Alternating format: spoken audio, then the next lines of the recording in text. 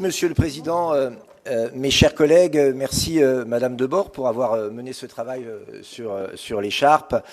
Je ne vais pas lire ce que j'avais préparé, Monsieur le Président, parce que j'ai été surpris et très agréablement surpris par vos propos liminaires. Vous avez repris pratiquement mot à mot une intervention du Rassemblement national d'il y a à peu près un an. Je vois que le travail d'infusion fait son effet. En effet, Monsieur le Président, vous qui disiez ne rien en avoir à faire, vous avez évoqué le pouvoir d'achat. En effet, Monsieur le Président, vous avez décrit l'état d'ensauvagement de notre société et l'état, vous n'avez pas prononcé les mots, mais du péril communautariste et islamiste qui nous attend.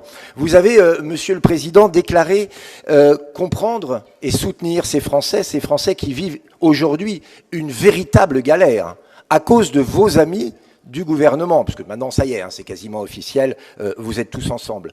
La hausse du prix des énergies, l'envolée des prix du carburant, quand il en reste, l'insécurité permanente, toutes les insécurités, l'insécurité physique et l'insécurité sociale.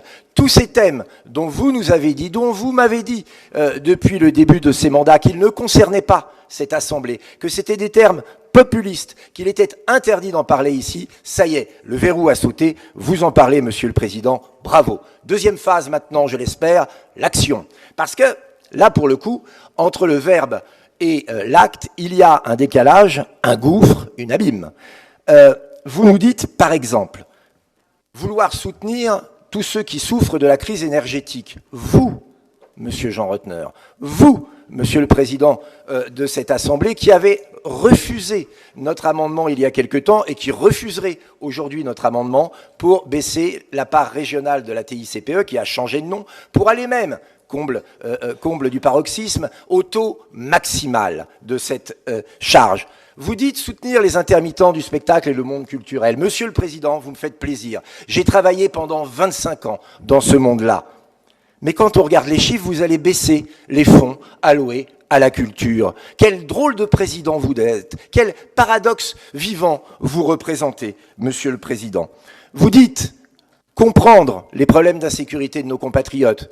Allez, on ne va pas se cacher, tout le monde le sait. Certains le nient, certains le taisent, d'autres le disent, mais il y a un lien entre insécurité et immigration clandestine. Vous, Monsieur le Président, votre majorité, et j'imagine que certains membres en sont malheureux, vous subventionnez des associations d'aide aux migrants clandestins. Comment pouvez-vous tenir aujourd'hui ce discours qui est le nôtre et agir comme eux? Comment, Monsieur le Président, pouvez-vous faire autant preuve de manque de lucidité, au pire, de cynisme? Aujourd'hui, au moment où les Français souffrent, où ils n'en peuvent plus, vous allez appliquer les mêmes méthodes brutales que le gouvernement, nous couper la parole, oublier nos motions, créer quelques fausses boules puantes, mal défendues par des gens mal préparés, mais vous n'allez pas régler les problèmes, parce que vous faites partie de ceux qui les ont créés. Vous êtes du même bois. Et d'ailleurs, quand on voit votre nouvelle majorité protéiforme qui est en train de se dessiner, où je vois ici des gens qui sont dans une soi-disant majorité de droite, siéger avec Emmanuel Macron lorsqu'ils sont à l'Assemblée nationale, quand je vois la course des vice-présidents qui ne savent plus que faire pour relancer leur carrière, quand je vois certains prêts à renoncer leur mandat pour devenir ministre d'un gouvernement qu'ils semblent critiquer, je me dis finalement, Monsieur le Président, que nous représentons une opposition dont je suis extrêmement fier. Nous faisons ce que nous disons ce que nous faisons, et nous n'avons pas peur de dire ce que les Français constatent. Merci, Monsieur le Président.